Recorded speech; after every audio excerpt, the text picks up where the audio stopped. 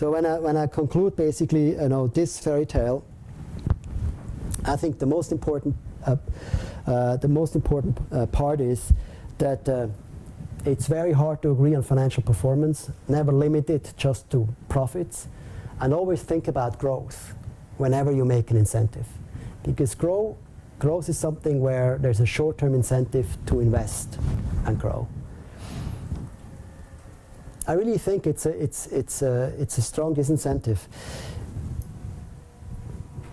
But is the answer not that you should really be looking into what type of financial metric you should be using for the specific company? I think your example, this company with the concrete base, etc. There, you can manipulate indeed, as you said, you can manipulate a certain metric. But if the board clearly outlines what the target for the CEO is to grow the company, then you measure it on sales growth, for example. But of course, you cannot just do that without ignoring the profit margin. But if you set the right metrics that the board wants the company to achieve, then you can still use financial measures, no?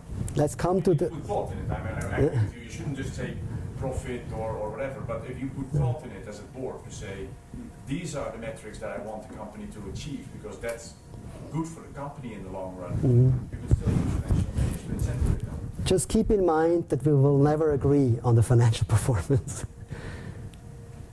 Even if you make up your mind what the right metrics are, at the end of the day, there won't be agreement that achieving these metrics has actually been a good performance. So why is that? We can't agree on performance. There's so many aspects on it.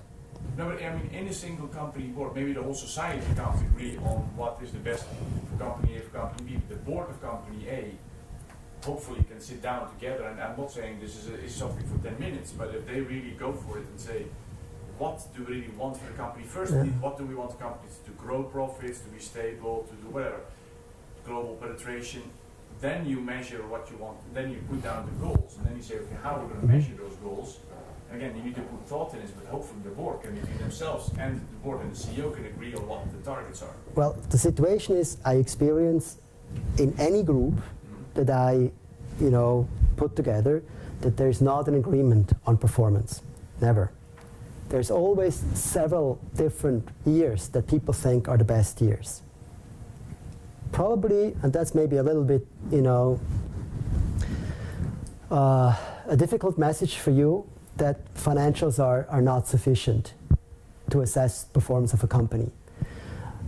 And what I would learn for me is we have to be really careful when designing a compensation system based on financials.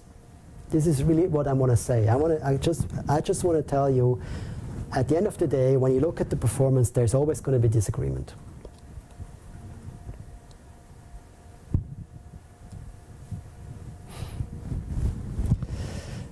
It's difficult to be convincing. Yeah, I've never experienced another situation. There were always other opinions. And if you add more numbers to look at, there's not more agreement. It's complicated. It gets just more complicated. I think what we probably have to learn again is to be more suspicious of numbers when it comes to incentive compensation. I'm not saying you don't have to look at the numbers. They tell a lot. But linking compensation to financial numbers is extremely dangerous, and the recommendation is use several metrics, that kind of mitigates the problem up to a certain degree, and use less leverage. And let's go afterwards to the targets that you just spoke about, because this is my third story. We believe when we set a target for a CEO or for a person, and we link a bonus to that this person is going to reach that target. Is more likely going to reach that target. I think executives should have targets, but they should not be rewarded for reaching their targets. Very fine difference. Targets are important, we know that, but incentivizing on targets is extremely dangerous. I brought you an example too. I've been using that for a while. I already did it in 2009 actually. I have 3 companies here where I show the historic profit. Keep it simple, just look at the profit. We have to look at every metric individually. Where would you set the target? Gildemeister is a machine manufacturer that grew the profit reasonably well over time, is at a certain point. Novartis had a difficult year 2007, had a big recovery in 2008, and Raiffeisen, of course, as a bank, was hit hard in 2008 from the financial crisis. Where would you set the target? There are many, many different targets you can set. Let's just take a few. Let's assume Gildemeister will say, like, we are happy with this high level that we have achieved. Let's just stay there. Let's say Novartis said, we just survived 2007, you know, I don't think we have to really set our target as high as the best years we've ever had in the history. They may set their target here. And Raiffeisen probably thinks this has been a really bad year. Let's assume we are back up here afterwards. So this is just an assumption, which typical forecasting would work that way. Now, let's look at what really has happened to these companies. Novartis was actually much better, reached their peak in 2009. Gildemeister had a terrible year 2009, we know. After the credit crisis, there was a big slump in investment. And Raiffeisen actually did come back, as expected, as you may have expected from the past. But the more interesting part now is, was that a good performance? What I've done is, I've looked at the peers of these companies. How well did the peers do? I start with Novartis. The peers I've used to do this analysis are from the Novartis annual report. It's the peers they use to benchmark their compensation. The peers performed a lot better in 2009 than Novartis. Novartis, with a top performance compared to their history, was actually in the lowest quartile. And the interesting part is, you know what the board decided in 2010? It's actually in their annual report. They decided 2009 was such a good year that they have to pay Daniel Vasella more than that is allowed in their regulations. And they had to make an exceptional decision in the board to pay more than what he was allowed by their own statutes. That's how they assessed 2009. Because, probably he exceeded the targets that they set the year before. Who knows? Sorry, it's difficult to believe that the board doesn't look at these figures. It is amazingly difficult to believe. Huh? I'm amazed. I'm really amazed that they don't look at that. Maybe now they do. No, they don't do. The situation where people don't look at these numbers, they don't want to know the truth. They have invested a lot of time setting the target. They have achieved the target. And when you look at their annual report, it actually says we achieved the targets that we set ourselves. And this is much more important than what anybody else does, because it could taint their picture. What do you do in this situation where all the targets are reached, but you underperformed? Do you say our targets were bad? Impossible. No, they will lose face. They will lose face, exactly. Give an additional bonus to Vasella if you lose face, but that's important, That's important. You focus, on your own processes. Actually, the CEO that I told you got an 80,000 raise just for nothing. At the same lunch, he told me that he also wanted to forfeit his bonus. He didn't want to take his bonus because he had such a bad year.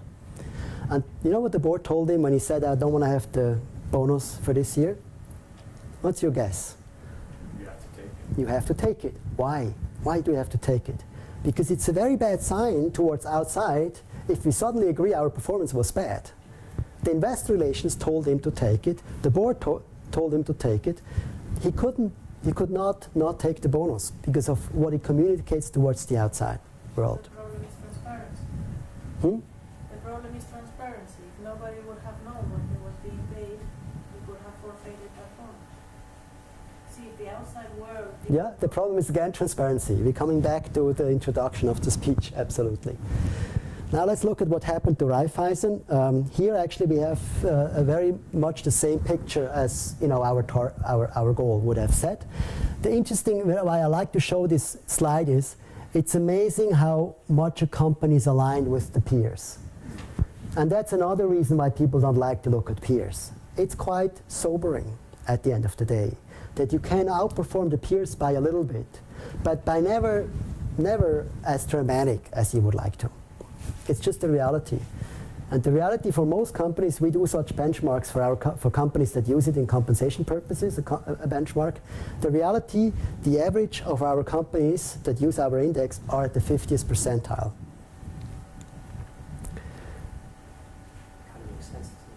Kind of makes sense and makes you think, why should we want to reward a CEO for reaching a target? Doesn't make sense. Even worse, if you look at Gildemeister had a terrible year, but they outperformed their peers. Now, what do typical boards do when they see something like that, you know? They actually haven't been that good, you know, without looking at the peers. They haven't been that good in the past, but this has been a dreadful year for them. They typically start with restructuring projects. Is it a good idea to start a restructuring project when you manage the crisis better than anybody else? It's not. That's why I think it's much better to not set your compensation based on targets. They don't have any meaning though. If you say this is what I'd like you to do, this margin is what I like, but you're not going to get paid for that. Wow. How does the CEO react? I mean, I agree with what you're saying. I'm just wondering, everybody's kind of at the end of the day thinking about incentives. And if the targets don't mean anything for me financially, maybe I don't care. Yeah. We shouldn't forget that until about 20 years ago, UBS didn't have a bonus here in Switzerland. Until about 20 years ago, incentives for executives have been completely absent. And they also worked quite well. I mean, there are so many incentives in a CEO role. Think of it, you know, getting a job in a bigger company for most CEOs. After retirement, becoming a board member. These are all financial incentives. The pride, you know, which is a very good incentive, the pride. These are all strong incentives for CEOs to perform well. And there is the peer pressure. The board knows what the people are doing. They can talk to each other. And you cannot just do nothing. It's impossible. You have to perform. And now when it comes to how good are boards actually in setting targets? How good are they actually? There was a research that I read in Daniel Kahneman's book that 2,000 US CFOs were asked where their share price is next year, and where it actually was had the lowest likelihood of all the predictions. I made an analysis and I said, okay, in case people are good at target setting, would mean that, you know, on average, the boards get their targets more or less right and pay when people are above average, they pay more, and when people are below average, they pay less. If I assume the target setting is done well, I would find in the data whenever companies perform well, their pay is higher. So when they're better than the peers, their pay is higher. Whenever companies perform worse than their peers, the pay is lower, because the target setting was done so well that you knew what was possible for that company. And I analyzed the payments of the CEOs and compared it to their relative performance against their peers. Can you follow me? I used, you know, how much they have received and how well they performed relative to their peers. So this would now be an outperformance bonus. Raiffeisen would have an average bonus, and Novartis would have received the below average bonus if the target setting were right. And this is what I found out in the US. If you look at performance here, you know, how many peers did I outperform? And the millions that actually CEOs received is what you see up there. There's no correlation. There's no correlation. So any targets that were set in the US, even what you don't see here, it's over a period of 3 years. So a period of 3 years, not just 1 year. Any target setting that was done in the US didn't have a correlation with the payments that they actually paid out. Same in the United Kingdom, and in Switzerland, it's even worse. And I did this analysis 2 or 3 years ago, got even into The Economist, which made me really happy. But just this summer, Bloomberg did the analysis. And on July 22nd, they showed stock return rank versus CEO pay rank for 200 executives in the US, and they have an R-square of 0.01. My conclusion is targets are outdated the minute you set them. You should not use targets for incentive purposes. You should only use them for management purposes.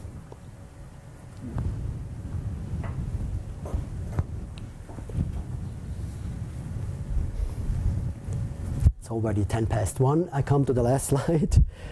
Compensation without fairy tales. Don't blame the executives for the problem of executive pay. Find the solution with the regulators and the shareholder value enthusiasts who still ask for more transparency and more leverage pay. Be very careful with any profit-based metric. While I agree it's an important metric, it's probably one of the most important metric, don't forget that growth suffers, and at the end of the day, people cannot agree on performance. Using more metrics and maybe some personal judgments helps mitigate that problem. And finally, and that is really, really true, don't set bonus targets for incentive purposes. They're outdated the minute you set them. Thank you very much.